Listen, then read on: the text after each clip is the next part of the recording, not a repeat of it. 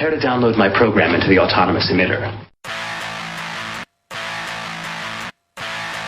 You're listening to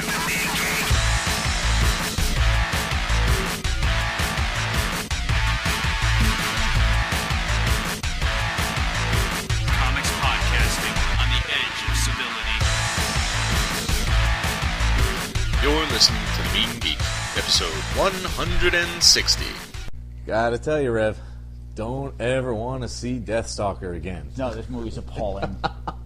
There ain't been shit happening. What is there any semblance of a plot happening here? I mean, somebody was. He's got a sword they got from the magic friggin' knoll puppet or whatever the fuck that thing is. Half fox, half deformed freak dog.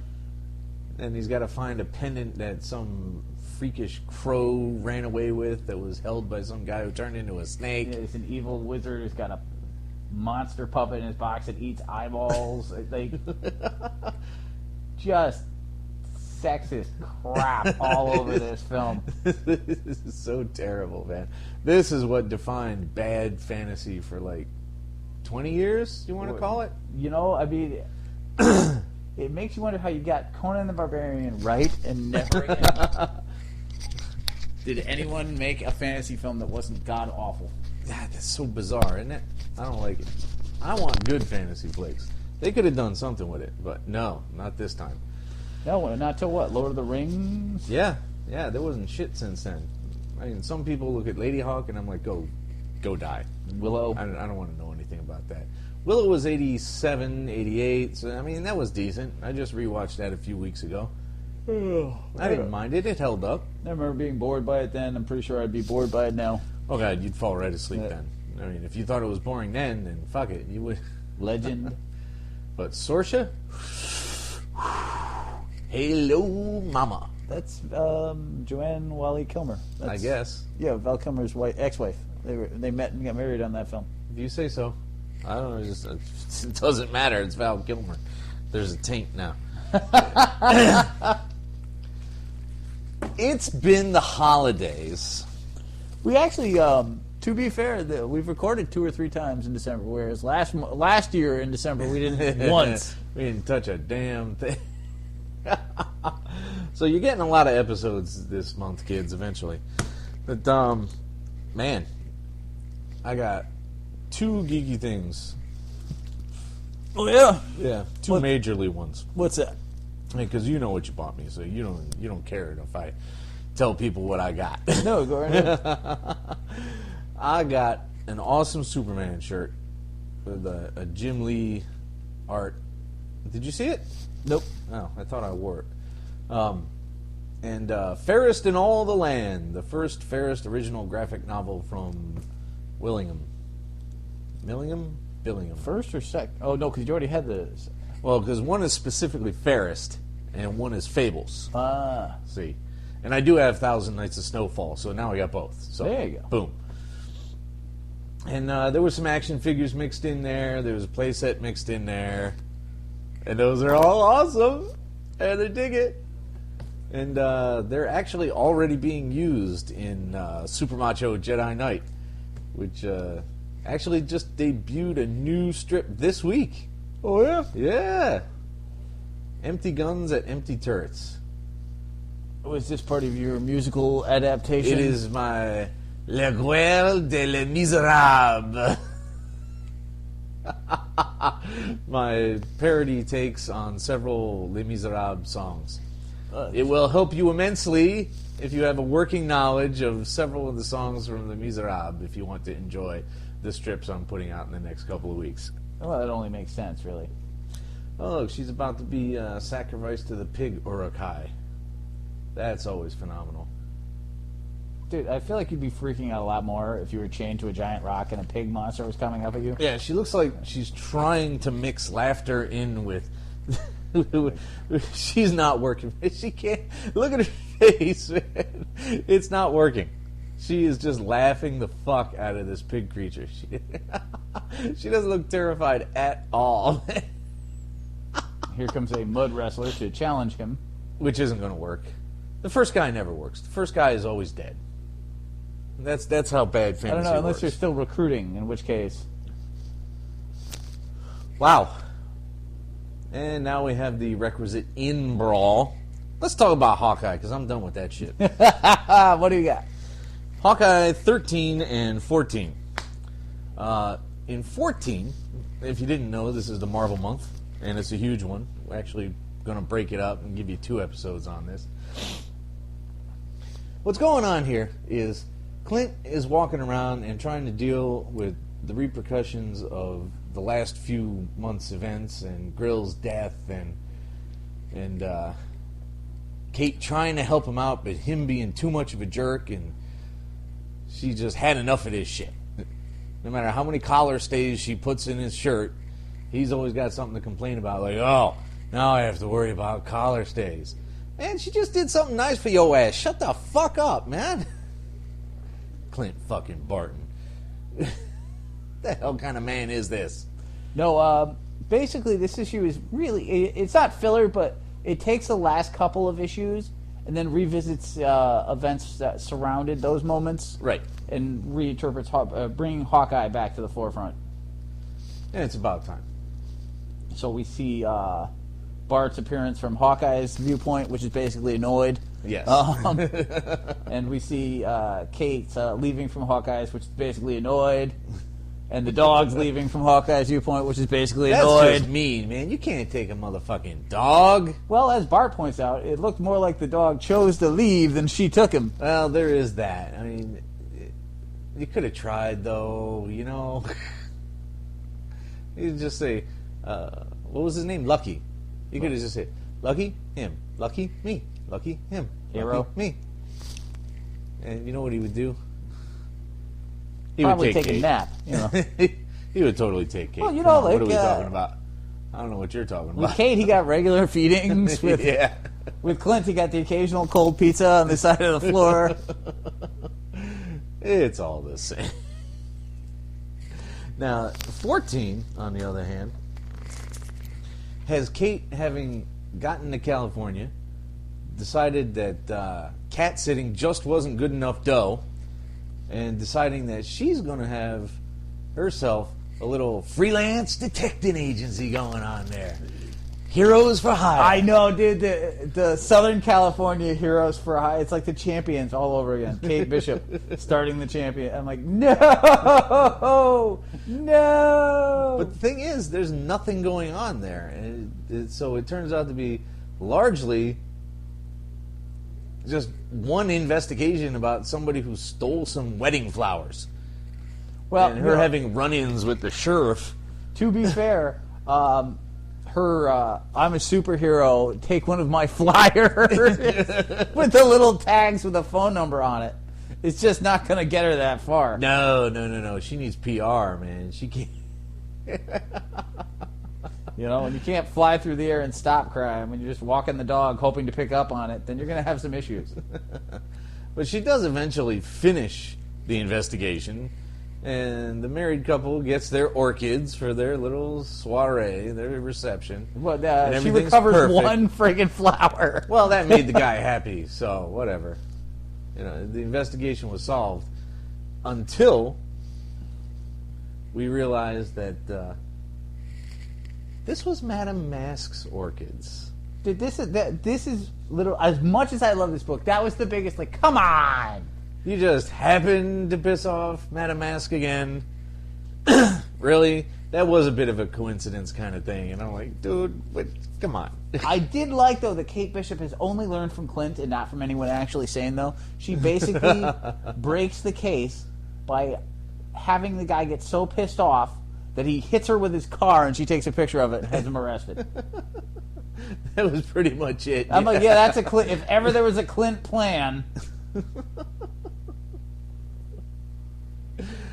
Well, you know, I like Clint mostly now. Yeah, my viewpoint of Clint has changed a lot thanks to Hawkeye. But, dude, he's still not bright. Nope. He's still not responsible. Ew, there's the eyeball creature again. Oh, it's not just eyes. Oh, that's sweet. It likes finger food as well. Ah, it's eating fingers, kids. Ah. It's terrible. Horrible. Don't ever watch this fucking flick, kids. But yeah, no, it's Hawkeye's a great read. You get to see the Harlequin clown is still floating around there, and the Bros gang is still... Bro, you coming to me, bro? Shut the fuck up, you Russian freak. So, no, it's a great book, but I wanted to get back to Hawkeye fucking some shit up, please.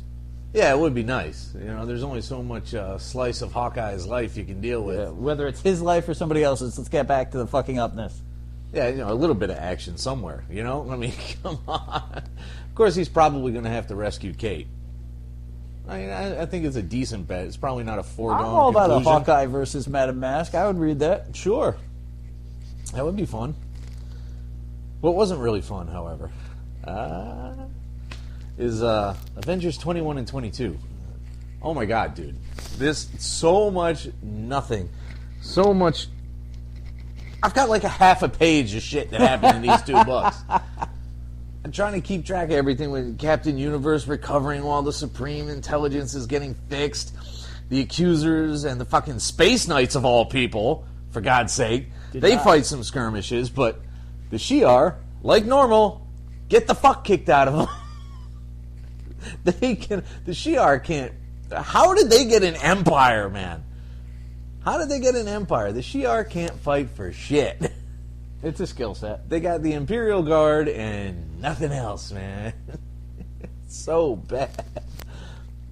And things have gotten so desperate that Cap actually authorizes Annihilus to pull out the Annihilation Wave. Which sounds like some great energy thing, but it's really just a bunch of fucking bugs. Which kind of irritated me, because I'm like, oh, crazy science fiction energy. No, fucking bees? What the hell are you doing to me? Giant wasps with spears? Fuck off. Space bees!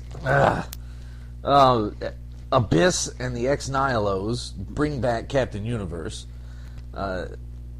who assaults the Builder's command vessel, who then engage the Eraser Protocol. And that, of course, is every bad thing you think it sounds to be. That was 21. There's a lot going on in that issue. It's frightening. It's so... God. Dense. I had to read it like 3 times to properly summarize that shit. It's just the Hickman thing's just so large, and I just need something to happen. Go away with this. I mean, we're done with the book, so it doesn't really matter, but... Well, I mean, lots of stuff happened. It just didn't forward the story any. But nothing, like, you have the death of the Supreme Intelligence and... Yeah, well, they're going to fix him. Ronan the Accuser turning on him, and it just, instead of all these exciting fucking huge moments, it's like, oh, that happened. Now let's get back to the Nihilos talking about this, or Black Dwarf getting angry at who is neither black nor a fucking dwarf, by the way. I think they're trying to get the whole Interstellar Star theme in there, but it's brown dwarf, not... Oh, sorry. I mean, come on. How dare I get that wrong? Well, I mean, you didn't. They did. I mean, they called him Black Dwarf. Oh, okay. I thought I had the name wrong. But the astronomical body is a brown dwarf. So I know he's just like, well, we have brown dwarfs, but everybody else is black. There's Proxima Midnight. There's Corvus Glaive. There's 7 other weird, pointless names. Black dwarf. Black dwarf. That's a play on an interstellar object, right? It's supposed to be brown. We can make it black. Yeah. No. I didn't enjoy that part. Oh my goodness. Thanos invades Earth, and I don't know how he fits with the rest of it. Is this just a target of opportunity now because Earth's heroes are busy, or what? No, it's a very strange... I mean, he wants to go kill his kid, but why now? That's the crucial part. Why now? It's very confusing. There's a lot going on, and it's not... Now, to be fair, we're not reading all of the Infinity things, so there's probably quite a bit that we're not up on, but it just isn't flowing particularly well. The amount of plans happening... Yeah. You've got Cannonball hooking up with Smasher. Except that's just fucking with Bobby. So... I know, but I don't. Who the hell knows? Like, none of it follows exactly where you want it to go. And Cap's like, my plan is to lose. My plan is that we're winning because we're winning. Like, wait, what? No, nothing has fucking changed. Why were you losing? Now you're winning. You're doing the same shit. We get a lot of pages explaining that Eden is kind of fucked up, but I've never heard of Eden, so why do I care that she's fucked up? No, I'm not overly interested in any of these things. It just keeps going and going and going. Yeah, it won't fucking stop, will it? I would really like this book to just stop this story. But it doesn't matter, because I'm done. I cannot believe that the Avengers has dropped within, what is it, 18? How many issues? 26? 21. 21. And New Avengers within 11, but obviously that started later, so that's not the same. But New finally fucking tells us something about the Builders. Except I wasn't bright enough to write it down. So, while I did appreciate that they finally explained that shit. Well, you've got like a rogue builder that they're punishing, and just, I don't care. This has been going on forever. Proxima Midnight throws down with fucking T'Challa's sister. You do have the awesome moment where Thanos discovers Terrax and the Black Swan. Yeah. And you have to give Thanos credit. Like, his sidekicks are like, why don't we let them free so they can wreak havoc on their captors? It's like, that's the stupidest fucking plan ever. No. Yeah, let's... I won't have that. We can use Terrax, but you, white chick, stay put. I don't even know who you are. I'm Thanos, and I know a lot, so you stay in fucking jail. Out of this.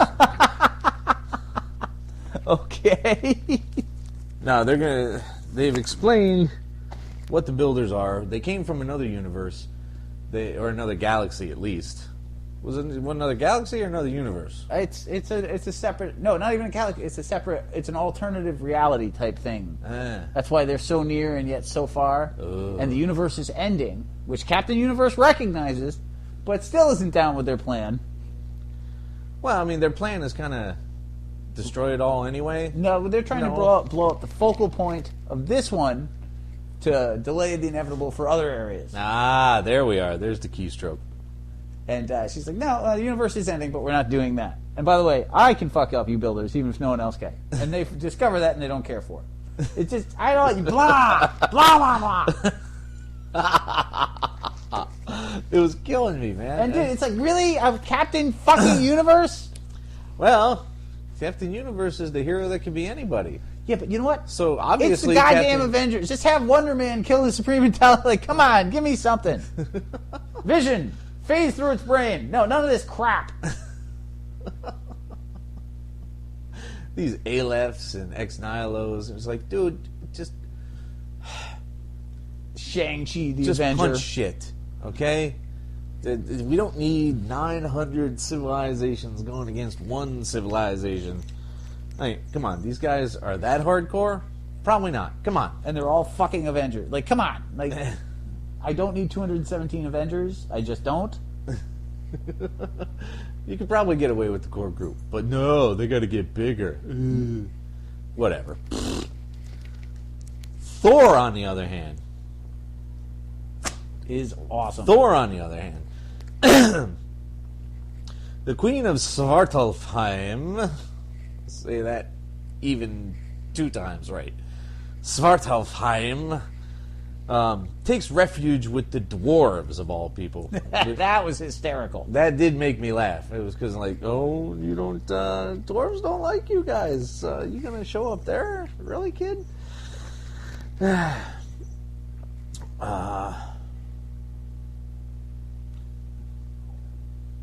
some point, she decides she's gonna pull out her finest swordsman and send him up against Malekith.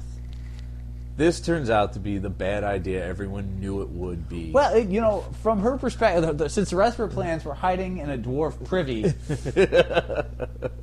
eating dwarf chow, and crapping in a bucket, you know, sending your top swordsman to try and take out the lead bad guy is actually a pretty fucking good plan in retrospect. You know, when those are your only fucking options, it's like, what else do we have? Well, we could paper airplane him, send a poison frog. Fuck it, do all of it. Get me the shit away from this. All right, have you seen the dwarf poop bucket? Time to fucking go. Now, Freya decides that the League of Worlds is a little too fragile to send out an entire army up against Malekith. So she pulls out the A-Team, which is some bright elf, some dark elf, some troll, Thor, some dwarf, and a giant. But it doesn't matter because, of course, Malekith escapes. Well, you know what? This was kind of awesome and kind of strange at the same time. Like, you got the bright elf, who's apparently Solomon Kane, except dapper. Yeah, it reminded you, didn't Yeah, it? like shooting people. And I'm like, what's that? Elf guns. Then you've got basically I don't know if he's challenged or just dumb as shit. Challenged. Dwarf who's obsessed with blowing things up and speaking in the third person. Well, I mean, that's what elves do. A giant. Dwarfs do. Dwarfs A do giant that. who refuses to speak. The girl who got her arm cut off somehow now has a magic arm that makes her way cooler. So apparently she owes Malekith for this. Well, everybody gets magic arms when they lose an arm. Come on, this is a fantasy realm. The world's grumpiest troll outside of Ulick.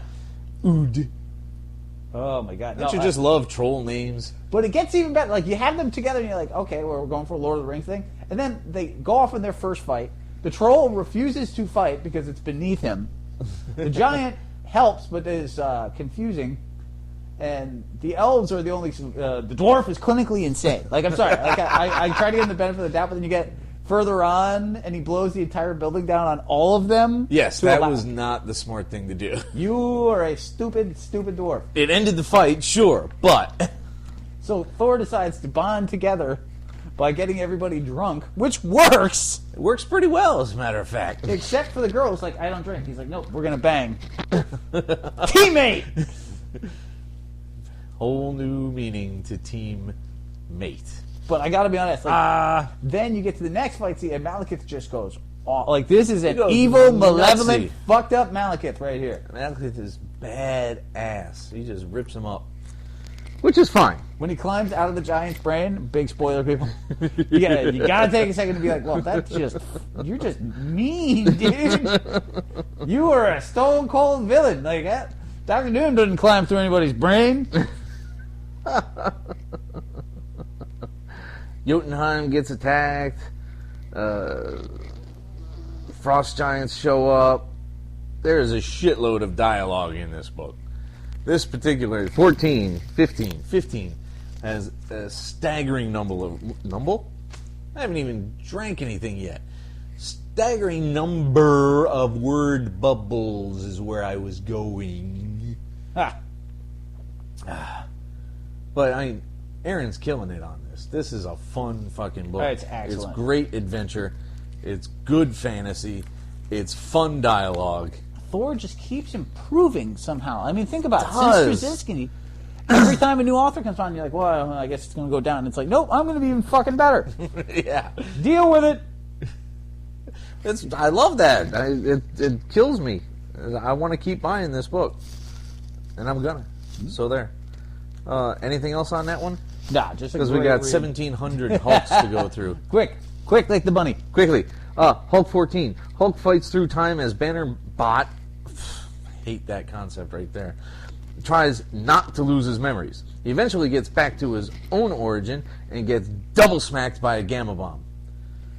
It's Hulk by 2, yo, and shit and stuff. That might have been pushing it a little bit. What, Hulk squared? Yes, Hulk squared might have been too much. I don't know. The time travel thing, like, I'm just beyond time travel. Like, there's enough of it in the X-Men. Yeah, so done with time travel. And the Banner Bot flying around trying to keep Hulk on track was kind of interesting at first, and then slowly it became sort of... Bleh. I did like the fact that you got to revisit a lot of classic Hulk stuff that you haven't seen in years. Yeah. And you get to see all their time-traveling villains. But the fact that the guy who was with them certainly turned out to be... The evil villain that was working with them somehow turned out to be the leader villain. Shocking. Not particularly. No, not at all. Not at all. Now, 15 15 is one of those ones where I figure I've seen this happen before. Okay. Wow. Sweaty, oiled up guys wrestling for a sword. Change the fucking channel. Time has somehow become a palpable, touchable, physical object. And not only can Black Knight's sword cut through it, Hulk can punch it back into place. This was the kind What? and this is Wade too. I was just sitting there. I'm like, you just want this to be done. Yeah. You're like, okay. You had nothing else. You had no other way. You couldn't figure out any plot contrivance to put that back together. So Hulk punched time. And that's just, I was like, is this DC in 1963, motherfucker? That is such an old school Superman thing to do. I'm gonna clock time in the face till I get what I want. Father Time, you're my bitch. I couldn't handle it, man. I'm like, really? This is what you're bringing up to the end of this story with? This is what you're giving me for that? Punching time. No, that's what you know. What it was an interesting storyline. It was not as good as the previous Hulks, but still not terrible. But yeah, like the denouement, if you will, of Hulk squared punching his way through time and space. Now, the thing with 16 amused the shit out of me. Because Banner strong arms this poor accountant into giving him more dough because he's behind on his promise of a world-changing device every week.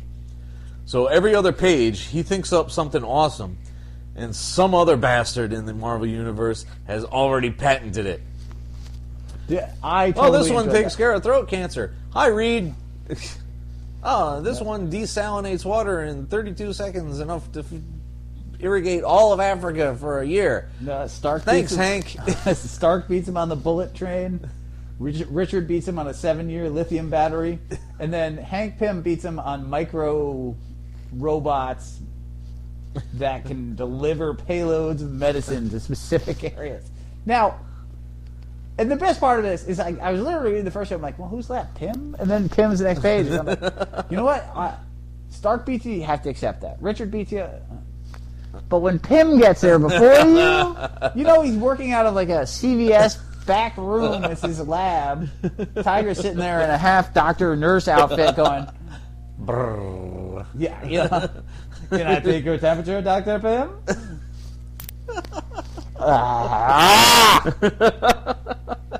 But Jessup can calm him down with a fucking stick of juicy fruit. Dude, Really? Hulk gum. Really? Hulk gum? That amused me. No, that seemed kind of silly, but silly is where we're at, really. So, fuck it. You know? And then you've got this strange fight sequence between a pyramid and the Hulk. Yeah, I wasn't sure what was happening there, so I was just going to gloss over that. But the thing is, like, you're building up this weird background to Jessup, Yep. as if Banner doesn't know. But the point they made is that Banner insanely researched all these guys. And Yeah. was totally familiar with their weird, had picked them for their strange backstories. So this threw me off a little bit in that. But at least they finally developed one of them, even though it appears it's just so they can kill him. You know, that did kind of irritate me. They built him up. They had him there. He helps out Banner. He makes a concrete contribution to Banner not killing everyone. Not hulking out and ripping up the entire goddamn helicarrier. Always appreciated from a taxpayer standpoint. Yeah. And it seems clear at any rate that they are going to kill him. Now, there might be a twist in there. It's Mark Waid. He might give us what we can use. But, I don't know. It seems to be a killing floor kind of thing there. Yeah. So, this is the worst fight ever. Well, he's fighting a giant pig monster. I mean, you know, you're expecting... I don't know what you could possibly be expecting. Who was totally a guy except for the mask. Well... Come on, man. What are you doing to me?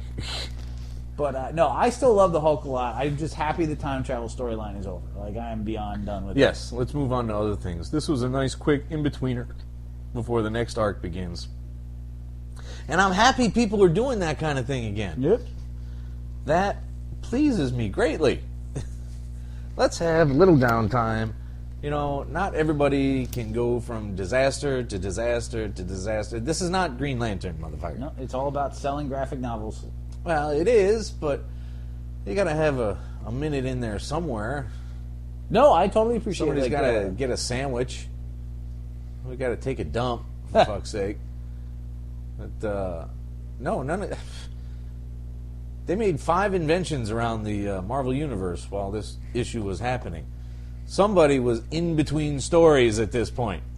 So it's nice to know that other things other than world-shattering events are occurring. It's good to me. Yeah, it's interesting, though, that Stark was able to build a bullet train while he was out in space, and Reed Richards was able to build a battery while he was... out in space. And Hank Pym was able to build something out of the back room of CVS while he was trying to avoid having sex with Tigra. He was not trying to avoid having sex. Pym, you dirty bastard. El Tigre is your woman. It pleases him greatly. It displeases me. So... 4 fucking issues of Spidey. Jesus Christ. They are shipping a lot of Spider-Man. Superior Spider-Man, 19, 20, 21, and oh, guess what? 20 fucking 2. So, holy crap.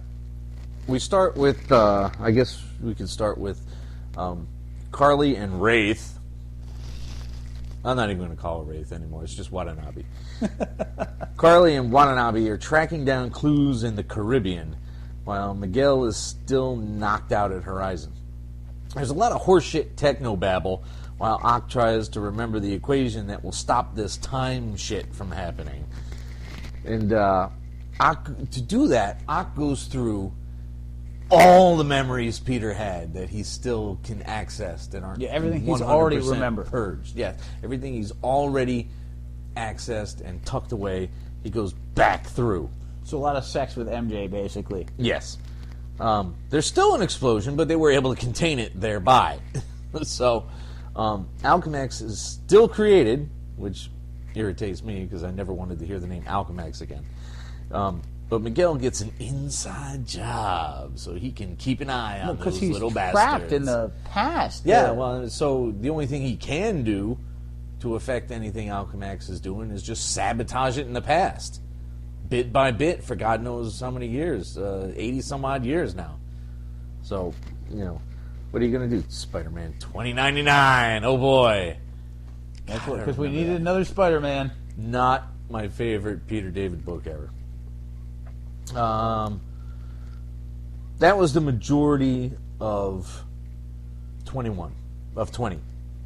20? 19. I'm looking at 2 different stacks of books here. That was the majority of number 19. In 20, a mystery patient comes out of a coma. Oh. Ock catches Felicia in the act, and ignorant of Felicia and Peter's previous relationship, apprehends her. Fucks her up. She, of course, swears revenge. He cost her. He knocked out one of her teeth. Yeah, which is not what she's used to from Peter. She's used to a little, hey, how's your father?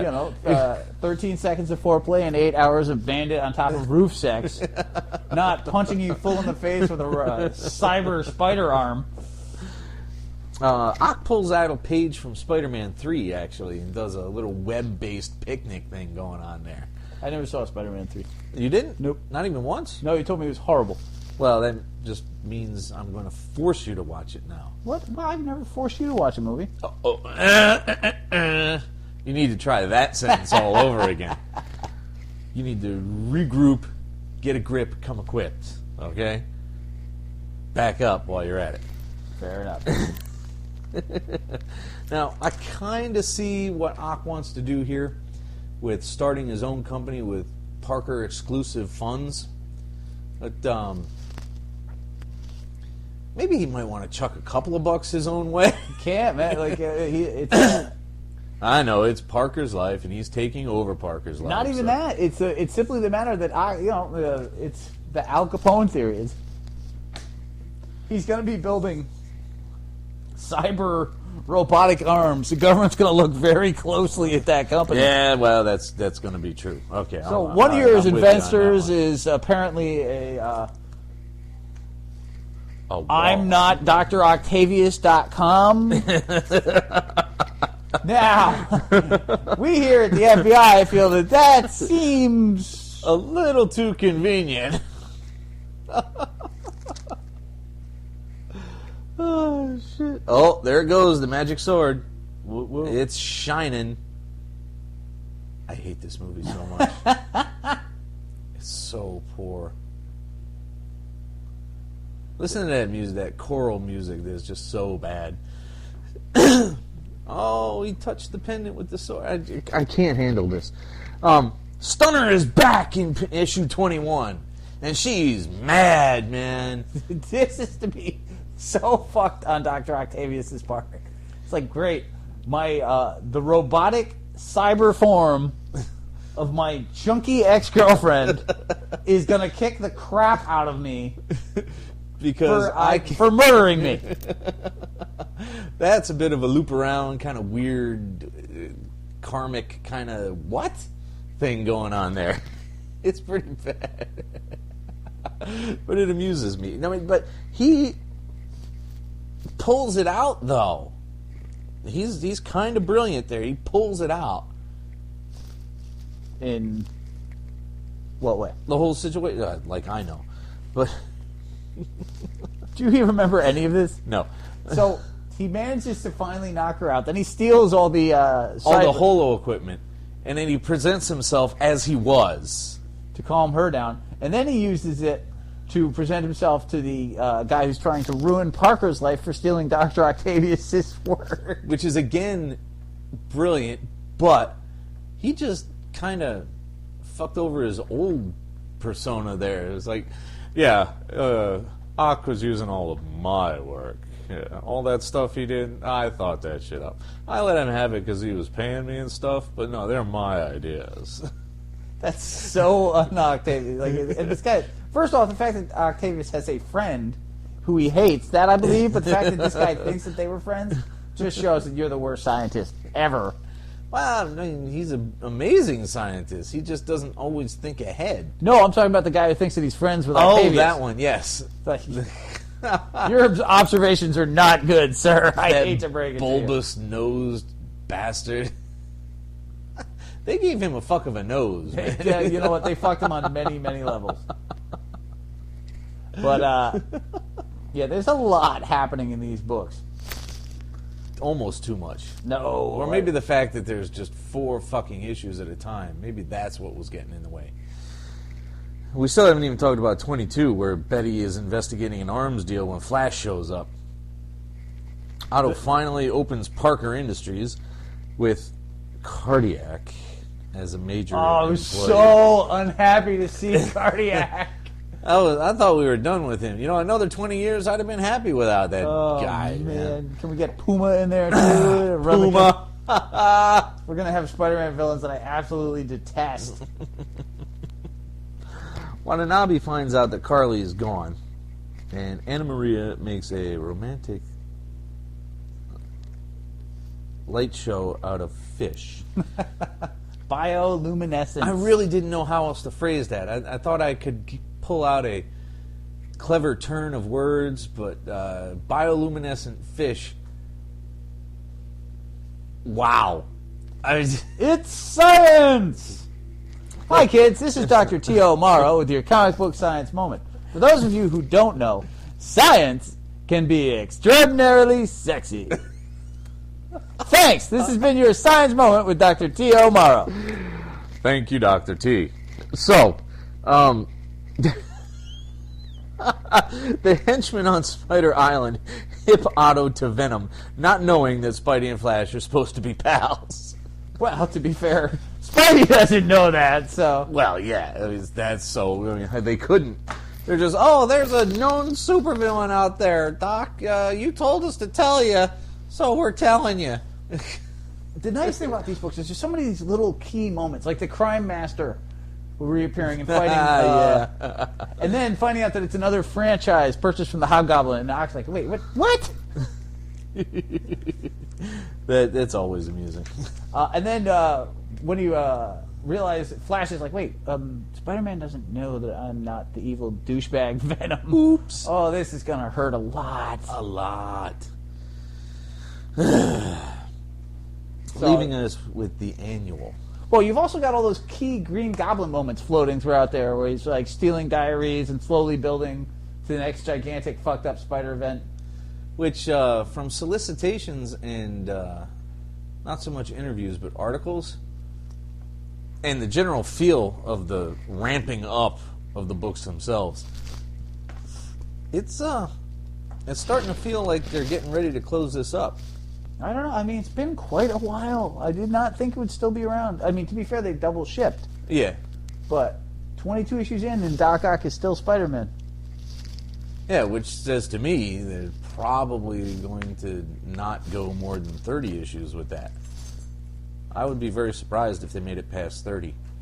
Because, it's not going to... They're not going to wrap this up, in 2 more issues. 24 would be too much to ask. No, it's definitely a... but, I mean, to go even this far was shocking. Yeah. But fun. It's a great ride. Nope, it's been awesome. I've enjoyed it immensely. Especially when I get called the greatest monster of our time. Wait, what? You remember that. Oh, that's right. History's greatest monster, that's what it was. Cat, stop fucking with the chair, man. So, give us the annual. Blackout, of all people, whoever the fuck Blackout is back. This made for the best joke ever, though. Like, Blackout is this horrible vampire assassin thing that fought Danny Tetch's Ghost Rider in the early Teixeira period in the mid-90s. Which explains why I didn't know anything about the fucking character. But you have the moment where Doc Ock is looking him up and talking to Ghost Rider. Ghost Rider's like, why are we talking about Blackout? He's like, oh, well, and then he references the other Blackout, which is the guy with the lightning bolt through his head. That was key to so many Masters of Evil plot points and Thunderbolts. That's right. Now, Blackout shows up and he abducts May. And it's just a big hostage story after that. Until the end, of course. Where Otto torches the fuck out of fucking Blackout. And May watches this shit. That was just ridiculous. I'm sorry. Like, you were Yeah. captured for multiple days by a psychotic vampire hitman. You were not hanging out to see what happens next. You really aren't. You're like, I move very slowly because I'm an old lady, but I am the fuck gone from here. Yeah, I didn't understand why she would turn back. And was she really that concerned that Spider-Man was going to do something horrible to this horrible human being? Sometimes the I have the moral high ground routine doesn't really work out very well. No, and in this case, I was just like, I mean, 2 points for going with a totally unexpected villain. I in no way saw Blackout coming. Didn't want to see Blackout coming. Ugh. Crucial to this whole thing is the further development later, where the henchman tells Gabi just how far Ock is going. And he's like, you can just see him taking off his glasses going, that's not the Parker I know. So, he's got a clue now. He knows that he's probably going to have to modify any plan he would have had based on Parker being Parker. So, that's an interesting situation. You just every time I read these, I'm like, oh, Parker's going to be fucked when he has to deal with that. And, that's going to suck. You're jobless. You have a doctorate you didn't earn, so you can whine about that. MJ's dating a fireman who keeps finding her ugly somehow. You're like, oh, Black Cat wants to beat your ass. There's going to be 6 years worth of repercussions in this fucking book, dude. It's never going to end. It's going to be a self-pity marathon you won't have seen since a Lifetime movie presents. Or at least since the late 80s in Spectacular Spider-Man. Yeah. But whatever. I can't spend this gold notebook. I earned it incorrectly. It's there. Dude, get off the high horse, man. Just you have to eat, motherfucker. Come on. So, Cap 12 kind of drove me a little bit nuts. Well, what do you got? I get that Nuke is an unstable twit.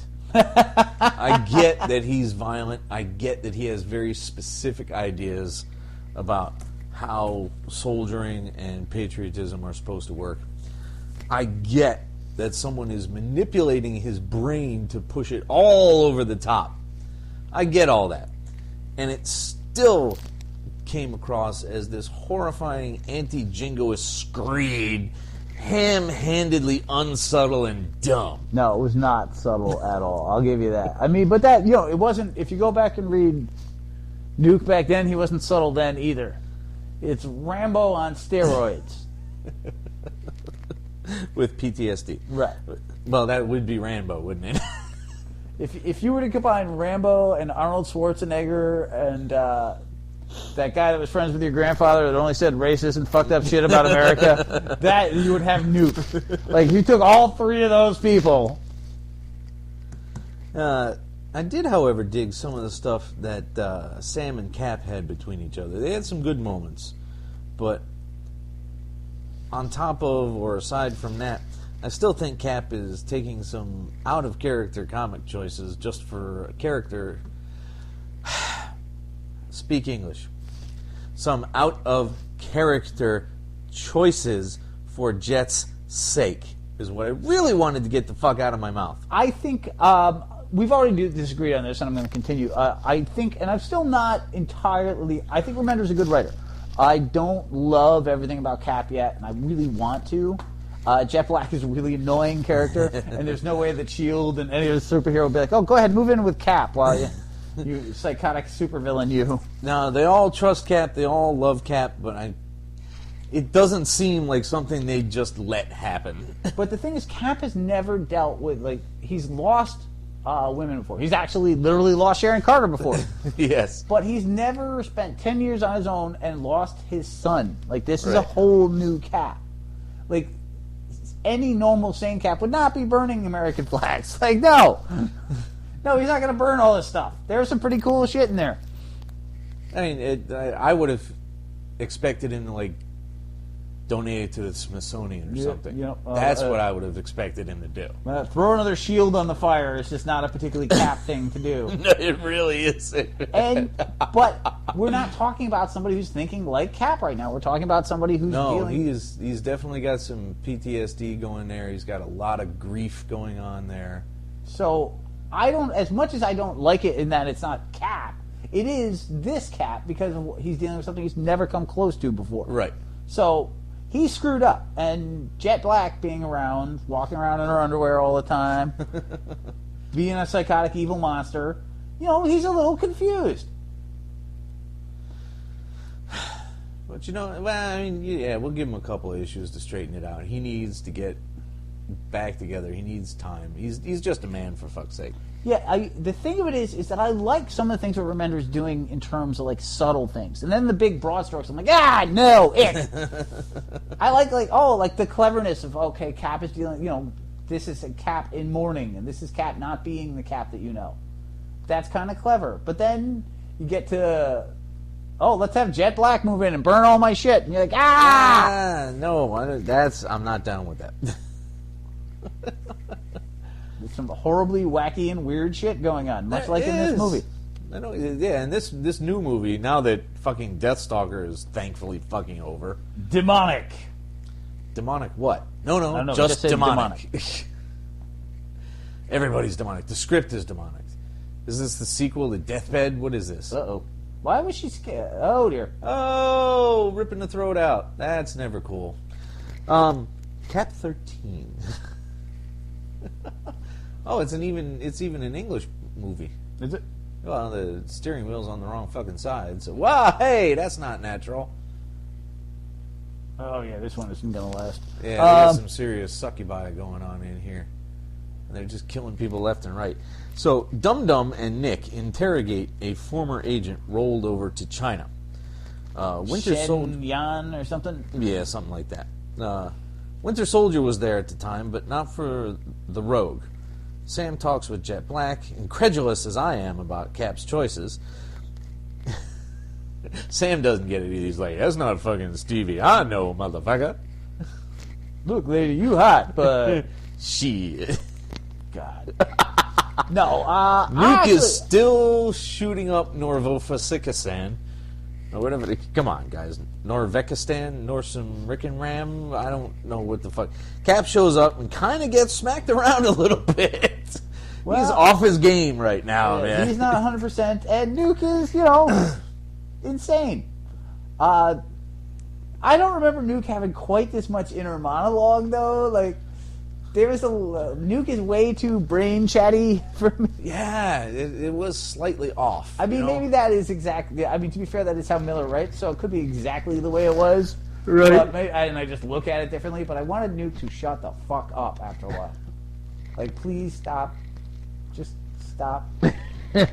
Nuke's more of a force of nature, really. He's never been a dialoguist. He's never been a talker or even a great thinker of any degree. So You know what all bugs this me? exposition coming out of his bubbles are just like, what are you doing, dude?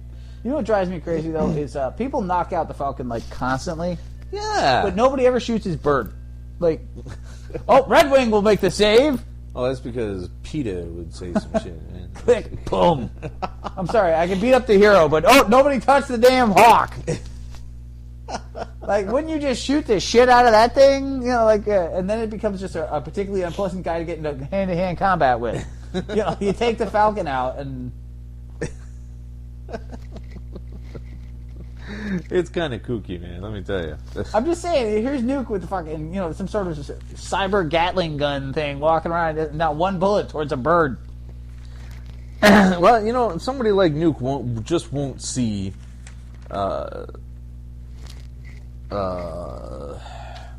Red Wing as any kind of threat. It's just a Boyd.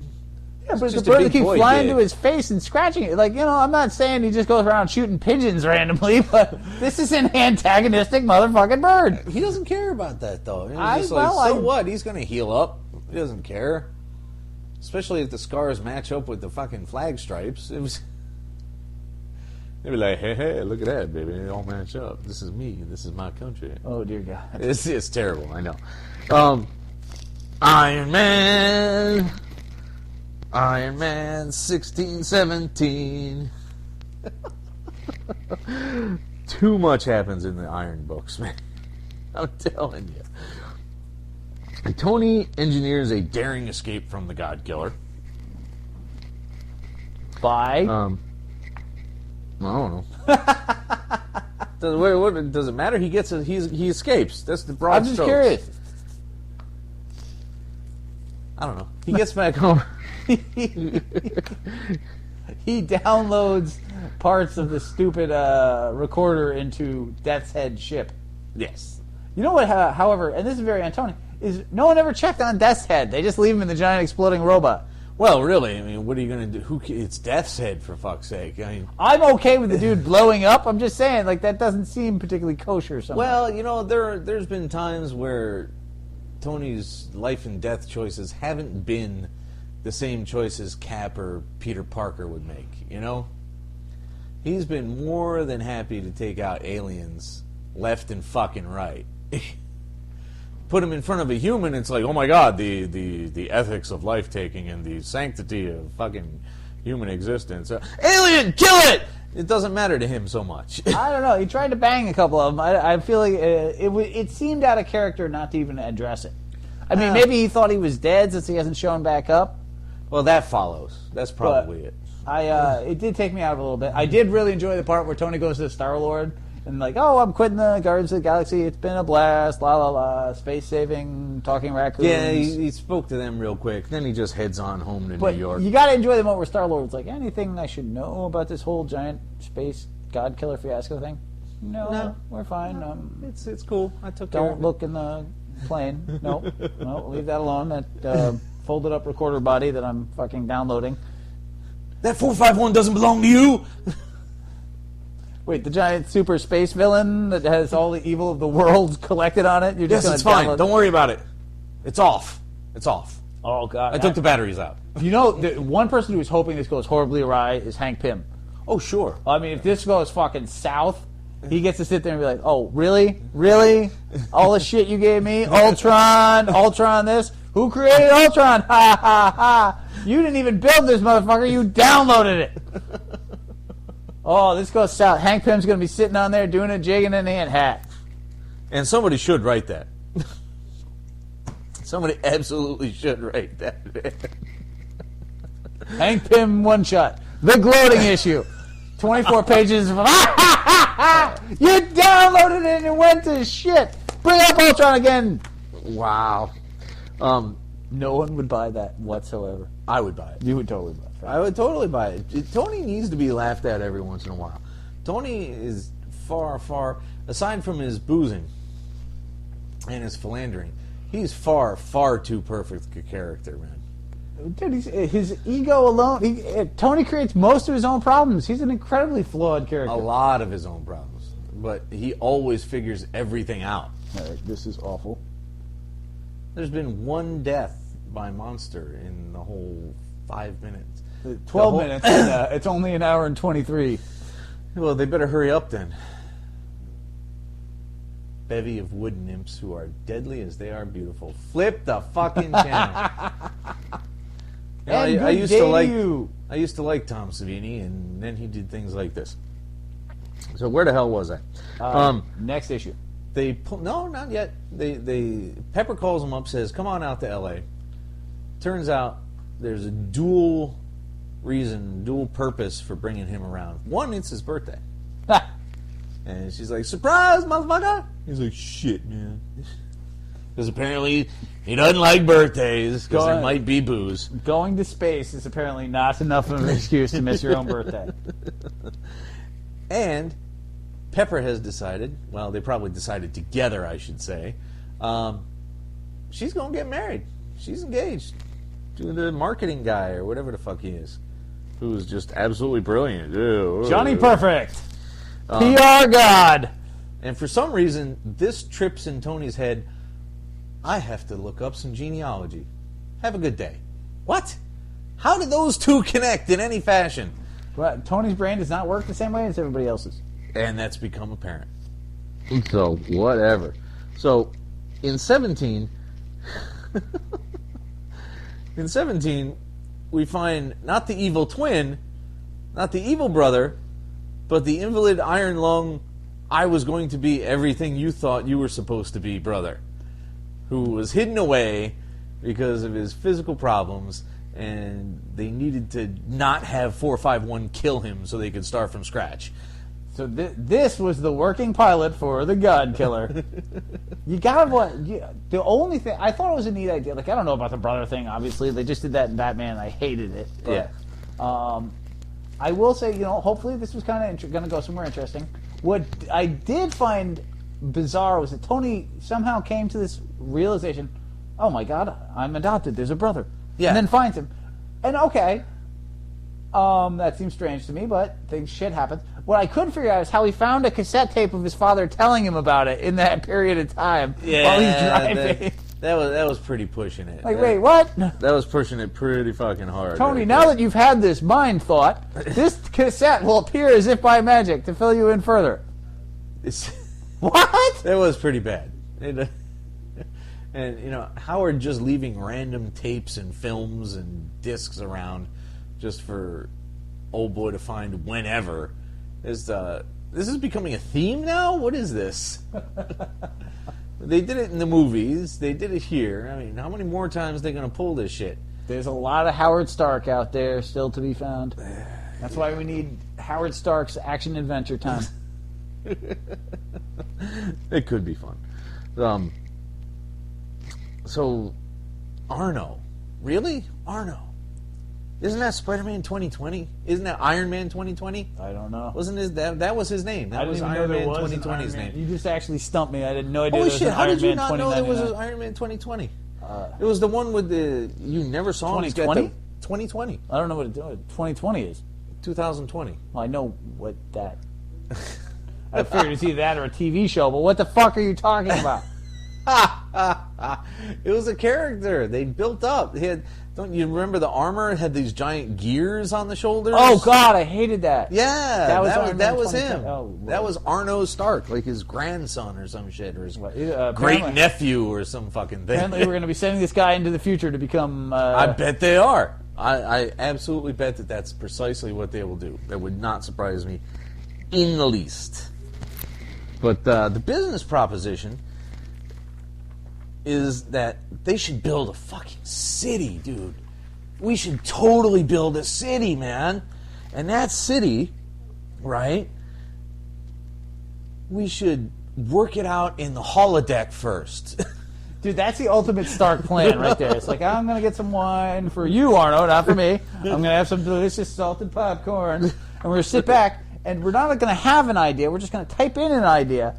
And then we'll play out to see if it works out or not. Oh, wait, robots blew this plan up. Fuck. All right, plan B. Like, it's problem so is- Stark to do, though. Well, it is. And the bigger part is that Stark modeled it after the 451 AI. That's why it went loopy shit. Well, you know, I mean, Arno is convinced that the 451 is dangerous. Tony refuses to abandon anything that could be that helpful, which is, again, classic Tony. Yeah, it's totally setting himself up, just like you mentioned. Now he downloads Pepper out of his armor into the Helen container. Can you please stop with the acronyms that don't fucking stand for anything? Like, in the next issue, you'll see, he even mentions it. It doesn't matter what it stands for. Because it doesn't stand for anything. Stop it! If you want to call something Helen, just fucking call it Helen. If you want to call it Troy, that fits calling things Helen, but call it even at that point. No more dots. But not, you know, the holographic servants, like, no, stop it. Quit it right now. And the cliffhanger we get is Mandarin 7 is chosen and reawoken. Yes, By some muckraking fucking crusading blogger. some bizarre red-haired British journalist. You guys got to cut it out with these fucking muckraking journalists, okay? They did that shit to Spider-Man. You got people doing that over in Superman. Yep. You get, it's just fucking... Okay, we get it. Blogging is fucking popular, okay? Except it isn't blogging anymore. It's just having a fucking website. You don't remember this, but blog used to be short for weblog. And it just used to be your shit. Yeah, it's like a cyber diary. Yes, that's all. That's all it used to be. You know? And then some of them got popular because instead of talking about I had toast, they talk about I had toast and I had this political opinion. So some blogs did evolve, but they're not blogs anymore. They evolved. They are something else now. And what that is a fucking website. Well, maybe the name blog has evolved. Dubious. Yeah, okay. No, because that would be a weird roundabout lateral evolution. Because you had people with websites, and you had people with weblogs, and then weblogs just became fucking websites. Well, if enough people define something some way, that becomes the definition, sadly. Can we start defining... Okay, I'm not going to go with that. Like the Ethernet? No. Ethernet is the formal name for a set of wiring. Killing me with this. So, and that was Iron Man. That it was. That's all there was to Iron Man. Wow, we're not going to have to split this up. No? We're cracking through this shit. It's amazing. You have to like that Tony's going to build his city in the middle of Mandarin Town, the abandoned Mandarin base. Which I didn't realize when I read Iron Metropolitan 1. I didn't pay attention to that till part 2, where it said Mandarin Island is in this weird little pseudo extra legal thing between international waters and mainland China, Hong Kong thing that the red communists are just kind of like, okay, you can be there, and then the capitalist Hong Kong guys are like, well, maybe we want the island. We don't know. So that I didn't catch that the first time. Apparently, Iron Man has come up with the concept that, yes, random technologically armor-filled islands are popular unless they've got the stink of the Mandarin all over them. So, actually, oh, God, I almost started talking about the next issue that you haven't read yet. Never mind. Never mind. Let's talk about Amazing X-Men. Did you enjoy this? I liked aspects of it. Yeah? The art's amazing. Like, Ed McGuinness, as you know, one of my favorite artists. Yep. I'm excited for the return of Nightcrawler. Hang out on the edge of heaven till demon pirates and his father show up with evil bamfs. Say what now? I'm sorry, excuse. And then you go down to Earth, and the infestation of good bamfs are stealing the Beast coffee maker to build a teleportation device, presumably for Nightcrawler, except they send Wolverine and somebody else through it.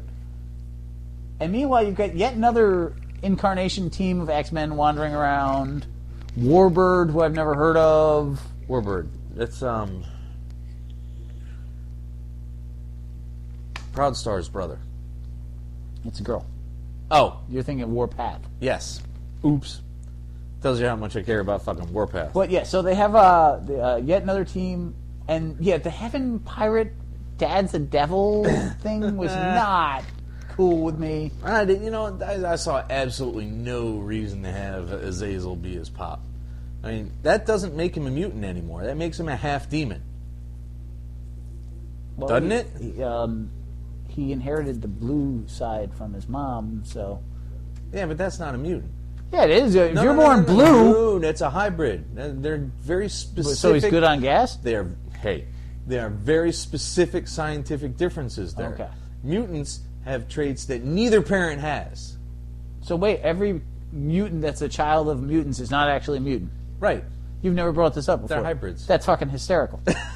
Oh my god. It's true though, look it up. So Cable is not a mutant, he's a hybrid. Well, actually he looks like he'd be good on gas, so that makes sense.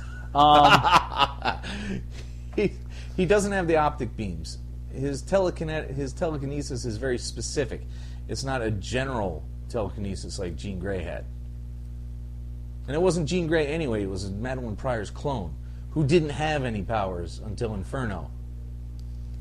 Well, she's a clone of Jean Grey, so she had powers, she just didn't realize. No. Well, I mean, you bringing clones into it, we're already, a convoluted science. Hi, kid, this is Dr. T.O. Morrow with a rare second. This is comic book science moment. Once you bring cloning into an environment, all true science gets fucked out the window. Thank you. This has been T.O. Morrow. Fine. A hybrid has aspects of both parents. No longer a mutant. At any rate, it kind of irritated me. Nightcrawler was a devout Catholic his entire life. He never lost it. He was shaken a bit here and there. Yep. He was shaken a bit, but he never really did lose his faith. Nope. So, he's in heaven now, and he's glum. Glum Kurt Nightcrawler. Wandering around heaven. Not even wandering, feet hanging off into the apocalypse. He's kind of like, I guess this is cool. I don't know, man. He's basking in the presence of his beloved Lord, and he's just kind of like, you got any gum? Hanging out on the edge of Eden with a broken heart. It sounds like a shitty goddamn Meatloaf song. Doesn't it? It's like, Kurt, you might want to be more appreciative. The way comic book characters live their lives and the way comic writers like to twist shit up and destroy characters. You're lucky you didn't end up in fucking hell or the negative zone or any number of far more unpleasant fucking places than heaven. No, it was... I mean, I'm certainly not writing the book off yet. I love Jason Aaron. I love Ed McGuinness. So I'm hopeful that once they've actually resolved Nightcrawler back, but I'm just going to swan dive off of heaven back to the real world. And now Wolverine's in heaven, which just makes no sense. But they kind of blew by any quote defenses Heavens might have. They just bamf in. It's like, oh, it's just another place. So we'll just that drove me literally insane. Like, it's just such a small thing, but I'm like, you're bamfing into heaven. You're not as pirates with swords. You like pirates? I do, but you know what? I don't like friggin' Banff pirates attacking heaven. No. And where are the cherubim and the seraphim? Where were all of them guys? Does heaven not know that there might be a demon invasion someday? Did they figure snub fighters aren't going to affect them, so they didn't build the screens tight enough? What the fuck? Bizarre. But it was enjoyable, aside from that bit of silliness. Yeah, no, I like I said, I'm not writing the book off. I think that you just like, well, how do we bring him back? Well, we'll just have him jump out of heaven. What? No, not quite good enough. He's got to talk to somebody. He's got to talk to like Gabriel, and Gabriel's got to give him some shit about it. He's like, you wanted this, man. You prayed, and you confessed, and you did all your sacraments, and now you're here. You're supposed to be here. You wanted to be here. Why are you leaving? Well, my friends, listen there, Mr. German guy. That was the way it was when they did it, and they better get out of there. Oh, my God. Parts of it aren't making sense yet, but it was fun. Yep. Not every book has to make sense to be fun. It's a bonus if they make sense, but fun is just as good most of the time. Dude, when did all these people start fighting over Iceman, by the way? Like, yeah, what the fuck is that? Kitty wants him, Warbird. Young Jean wants him, Warbird. Who the fuck is Warbird wants him? Firestar, for God's sake. Who shows up as the new physics teacher. And let me tell you, no, I'm not going for that joke because it's terrible. Wow, lots of Battle of Atom shit. Actually, our last Battle of the Atom shit. No, it's not. Oh, these things are all out of order because the books came in weird orders. Well, here, we'll pause a second, get them in order. Well, all right, hang on. So, we're going to get into some serious all-new X-Men right now. 3 whole issues, because double shipping sucks. Ain't nobody got time for that shit. Yeah, it's pretty wild. This all-new X-Men 17 is a contributing chapter to Battle of the Atom. It's chapter 6. So, where was I? Oh, no, I totally screwed that up. There it is. No, it's chapter 6. It's number 17. I was looking at the wrong page in my notes for it. Dazzler, of all people, who seems to be having some kind of fucking X-Renaissance right now, for God's sake, is president of some bizarre-ass future where everything's based on rock and roll or some shit. Dude, they're like, has Dazzler, you have the most popular. Disco's having a comeback. Like, Dazzler's not the most popular mutant ever. Like, ever. No, absolutely. She's a S.H.I.E.L.D. agent. Beast was an Avenger. Well, appropriately enough, a rock-based presidency cannot endure and she's assassinated. What was the point of that? Like, why did I have to read that? The X-Men, and the X-Men all show up. Oh, yes, the third team of time-traveling X-Men. Instead of Ice Thing, now Bobby's the Ice Master. And for the 17th time since this book has been published, they get into an argument about who to send back, when, why, and for fuck's sake, how. They don't even know who these new X-Men are, for God's sake. And that's got to be the irritating part on everybody's minds. Who the fuck are you guys? You look like Zorn. You look like Storm. I don't know who the fuck you are. You're some spiky Bobby Drake knockoff. Or as they would say in Everything Wrong With series on YouTube, Discount Junior Bobby Drake. A battle of 4 Bobbies? It's fucking amazing, man. And yet, somehow it came out all right. I didn't mind that issue much. It is. It's a lot of fun. Bendis still has an incredibly good take on the characters. Yeah, he really but does. I'm so confused with the time travel thing at this point. I just need it to go away. I need that shit over. In 18, the X-Kids and Kitty finally show up at X-Base X and meet, and meet their playmates. Bobby tries to open up to Eva, but she's having none of it. She's just like, here's your room, bye, I don't give a shit. I'm Australian, you're fucking American. Do you keep thinking Eva is rogue, and then remember she's in a French maid costume, and you're like, all right, you're not that. No. I'm like, Little skirt. How many people need a white lock in the center of their hair? Like, You know, it's a punkish thing. It's a rebellion teenager thing.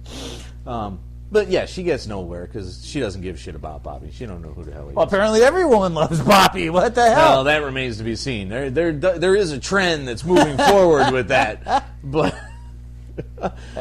according to Howie Mandel, it's Bobby's world. So the Cuckoos don't like Jean at all, and they try to intimidate her, and of course that fails badly. Because this is Queen of all mutants, Jean fucking Grey. but it's really only one cuckoo. Well, still. The lead blonde They're all cuckoo. together. You know, the black-haired one is like, I like Jean. She spung it. And the other one's thinking of dyeing her hair red. So, Which amuses me. the last true cuckoo. Hank gets to work with Magneto, but is interrupted and argues with Jean. Because everybody loves Jean. And Bobby. And Bobby. Poor fucking Warren doesn't get shit. You know how he's just sitting there, but I'm so pretty. What the fuck, people? I'm like ridiculously pretty. Everyone should love Angel. Nobody's giving him any kind of fucking attention. And that amuses me. But it kind of irks me that, yeah, Hank did kind of have a thing for Jean, but he gave it up decades ago in comic time. You know, he wasn't carrying no fucking torch there. But now, But this is young. Exactly. This is young Hank, so it's kind of hard to reconcile in your brain that he's still being this dumb about it. So she's like, you ain't getting a motherfucking thing. you got Hank into Jean, you've got Scott into Jean, you've got Warren into Jean, and somehow the biggest horn dog of all, Iceman's like, well, she's nice. Pretty much, yeah. Like, you know, But I did like the moments where Kitty and Ilyana got to catch up a bit. Those were nice. I enjoyed those. you know, there's so many friendships and rivalries and whatnot in the X-Men, and they tend to focus on... and that actually leads to a really huge one in the next one, when Kitty chooses Scott over Wolverine. Right. Which, for those of you who've really looked into the X-Men, is unheard of. It is. And it was just such a small... You know, it was a big moment, but it was so small if you didn't think about the relationships that went into that. Yeah. For her to be yeah. like, no, screw you, I'm going with Scott Summers, everybody's most likable mutant, never! Oh, but it's enjoyable. Come on. In 19, we now kick off a real story. They finally decided, all right, well, we've gathered all together. We're X-Men, and X-Men. We're all at X-Base X. And let's fight! We have to have somebody to fight, however. Cue the standard soapbox religious zealot nuthatches who speak only in slogans and scripture verses.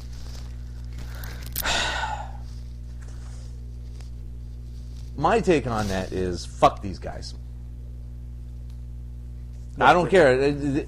That kind of group dynamic, that kind of, oh my god, mutants are an abomination, wonk, wonk, wonk.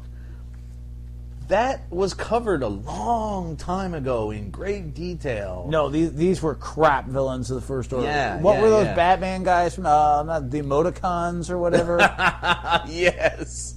Yeah, they're this right was up the there mutant with equivalent them. to that. It's like, oh, we're cyber-based terror. Like, no, fuck off. Really? I'm trying to figure out if Bendis is even serious about these guys or not.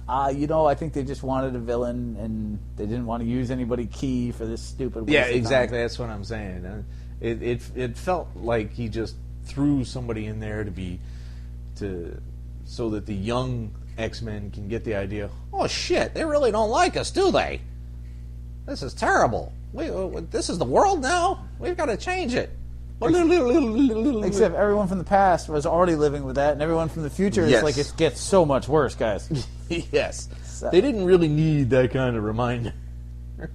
But you do have the great moment where Scott's like, no, we can keep going. And Jean Grey's like, look, when I read their minds and I say we need to go, we should probably just go. Yeah, let's jete back to Coolsville here. There's a huge battle in the city, and Kitty thinks she notices a mutant she might know. So she chases her down. Well, they go there because the mutant is under attack by these guys in the first place. Yeah, but she finally tracks down where she is. Because the kid's been running. She's like, I'm not a mutant. Get the fuck away from me. I don't know what you're talking about. Get away. So she's running. There's a big chase in the city, very Bond-esque. Oh, here's some action. Let's have a chase. That's a Bond flick, and you know it. Well, you just watched them all in the span of 3 weeks. You're going to be like, that's very Bond-like. What? They said the. You know how when Bond says the? You're killing me with this. The police show up, and the ex-kids just don't get the current climate. So they're like, hey, we're the good guys, man. You're supposed to help us. We're helping you. Everything's hunky-dory. We're going to turn these guys over to you, and it's going to be okay. And the cops are like, go fuck yourself. You're a mutant. You're going to kill me. You're going to incinerate me, and then you're going to like turn me into stardust or some shit and snort me and jump up your powers by a factor of 10. Get away from me. I think that's, like, and I hate to say this, but I think that's bad writing. And I say that because the kids are coming for a time where police did think that. And there weren't 2,000 mutants. And, there were no pictures of Spider-Man and the Beast high-fiving over supervillains. They came from an era where the fucking cops were doing that about black people, for fuck's sake. Right, like they were 5 teenagers with freaky powers jumping around in some of the most god-awful blue and yellow spandex. Like, they should be the ones being like, no, police are bad. It's like Wolverine's like, I've been an Avenger like 32 times. No, but no, somehow the kids are like, no, police, yay, come here. Well, they were brought up in the 50s, it was a different... They finally came into their super-powered own in the early 60s, so there hadn't been a lot of riots and shit just yet. So you can kind of go with it, but it still seems like there was no point to them doing that. Yeah, to me, like, they should have been the ones to be more nervous. Like, Yeah, you go back to the old X-Men, they're like, oh, we're still hated and feared even though we've done this good thing. Let's go fight Magneto and Toad for the 2000th time. So that ends that one with the revelation. Yeah. It might benefit this fucking podcast if I could spit out a goddamn word every once in a while. You know what I'm saying? I remain unconvinced of that. Yes, well, you would. It turns out that the mystery mutant is none other than X-23, who has been missing for a while. Over in Avengers Arena! Yes. Maybe that explains why she has no memory and doesn't think she's a mutant. Who knows? Or maybe they're just totally ignoring that. Yes. Now, aside from Avengers Arena, and not a lot of that, I haven't read a whole lot of X-23. So this is a whole new discovery process. Yeah, I know here. next to nothing about that character. I looked her up on Wikipedia, and it's a pretty standard... She's a female clone of Wolverine. She was built by the Weapon X Project, blah, blah, blah, blah, blah. And, she seems okay. I guess she'll do. Dude, that's like the stupidest plan ever. Isn't it, though? And they've mentioned that. That's, like, so bad. Like, oh, hey, you know what? Wolverine is too willful. Let's make a clone, except let's make her a teenage girl so we can have more control. Yeah, right. What are you, a fucking Muppet? Like, oh, my God. No, whoever was thinking that one was not fucking thinking. And then we'll attack in our blimp. Like, we're like, oh, dumb. Just so dumb.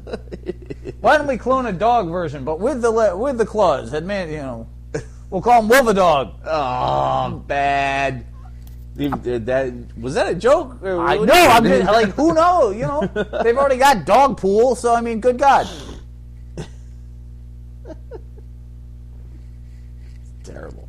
So over in Uncanny, Uncanny 13, which is Battle of the Atom Chapter 8. One of these doofy groups is the future Brotherhood of Evil Mutants, in fact. Nobody's real sure. There's more arguing. There's more revelations. And KRAKOA shows up! Wow. They put KRAKOA underneath the fucking mansion, for God's sake. The island. He was an island! The island that walks like a man. How does it happen? They finally get to the time cube, but oh shit, it doesn't work, son. That was kind of a neat idea. As much as I'm sick of time travel, the fact that they somehow couldn't travel opened some interesting doors. I don't know if they'll do anything neat with it, but it was a neat idea. Yeah. I was happy just to see KRAKOA again, because they mentioned him, 6-8 times since 1976? Usually in flashbacks or like, Yeah. oh, remember that time that island tried to eat us? Yeah, he was a funny fella. Wait, you said it was an what? What? Like, New Mutants are just sitting there like, they're fucking with me. This is like a snipe hunt. Snipe hunt. Like KRAKOA, the fucking island snipe. It's terrible. It's fun, but terrible. The island snipe. No, it doesn't work like that. They finish that up. They go away. We just move on to the next issue, which ends up being 14. The Birth of Morph! The Birth of Morph. This issue, like hundreds of issues of any X-Men book previous, is all about training. Get him in the damn training room. Get him out training. Train him to train. Train! Yeah, but this is also two different levels of training. Like, you start off with everyone's got to slog through the mud and climb up a hill on their own without help. Because, what if you don't have your powers? Or what if your powers are your ruby red eyes suddenly shoot giant beams wide and you can't do anything? What if Rogue slaps you? How are you going to fight back? Tickle fighting is not acceptable there. It's all good points. I mean, it's just the kids are acting like kids though, and Psych pulls a fucking drill instructor Hartman on Deeds. But then from there you go to the Emma Frost training. Was like, hey, let's go to Atlantic City. And I'm going to teach you to use your powers to fuck. Now, pretty much. Yeah, like this is you should be really good at seduction. You should be awesome at seduction because you can look like who you're fucking talking to. Wait, what? That's all it takes? So I just got to find a fat furry guy natural and I can inclination bang? to like you. It doesn't make what? Basically, his mutant power allows him to react to people and become something they want to see. So he slowly learns to seduce everyone. And this is followed up by him. He gets sent into S.H.I.E.L.D. to give Dum Dum Dugan a note that says, by the way, don't fuck with us. Pretty much. It was an ultimatum and a warning to Dum Dum, of all people, who was not going to take that well. How the fuck you get in here? Hey, whoa, hey, mutant kid, come here. Because Dum Dum don't give a shit. Dude, I was so hoping, though, when he was standing next to Dum Dum, he'd be sitting there with a smaller version of the pork pie hat and a mustache. Well, that would have been amusing. Yeah, that's a hell of a good-looking kid that just came in here. I would have enjoyed that one a lot. But, yeah, and then he gets caught and somehow gets sent home anyway. Well, it was just an exercise. Dum Dum is not dumb. He realizes, look, all right, we're going to have a confrontation eventually. This is not the place for it because this is a fucking office. You need to have confrontations on bases, out in the woods, on the helicarrier, not where a bunch of paper pushers are hanging out. That's a bad idea. This also does have one of the greatest covers. You slowly watch as Morph turns into the different characters. Ah, yeah. And then it ends with him running away from Cyclops. Yeah. It took me a second. I'm like slowly figuring out what's going on in the cover, and then it's fucking hysterical. It's a Bacalo cover too, and that makes it wonderful. So, 2 more. What do we got? 2 more. There's X-Men 2, which is Battle 10. During yet another team versus team argument. It's so confusing. Yeah, it's like, which part of this argument happened when again? Because didn't you just say that shit? Didn't I just read that shit like 3 issues ago? But it's all coming from different perspectives. And it's like, I guess with one guy writing it, that's not difficult to do. Right. But find something else to do, maybe? I don't know. Someone takes control of the helicarrier above the teams arguing their little arguments, and lets loose all of the fucking ordnance in the whole fucking ship, which is crazy. Oh yeah, and on top of missiles and bombs and bullets and grenades and fucking parachute drop fucking egg timers with chemical weapons in it or some shit, there are shield branded sentinels. Zorn / Jean, who's revealed to us later, or previously, I don't even remember. No, when it was that previous. anymore. Previously, is on a rampage, but she seems to get wiped out. Kitty says, "Fuck this! I'm going with this old team. I might have to watch them. You guys can't make up your fucking mind. I'm tired of this shit. I thought the school was going to be one way. Wolverine's fucking it up another way." But out of nowhere, it's just, Kitty didn't seem to be having these thoughts before. It was just at the end of this issue, bam, she revealed all of that shit and just took off. Yeah, she's been frustrated, but then again, we aren't reading every... Yeah, I'm sure some of it was in there somewhere else. You had to enjoy the moment, though, where Old Beast dies, and Young Beast is like, "Oh my god," and Current Beast is like, don't. I was not about to turn into that anyway. That's not me. Absolutely fucking no. That half-horned freakazoid is definitely not what I'm going to become. I'll be a giant blue chicken before I become that thing. That new beast was like, "Whoa, hey, motherfucker. I don't know what you're doing with this shit, but you need to back the fuck up." That was my goodness.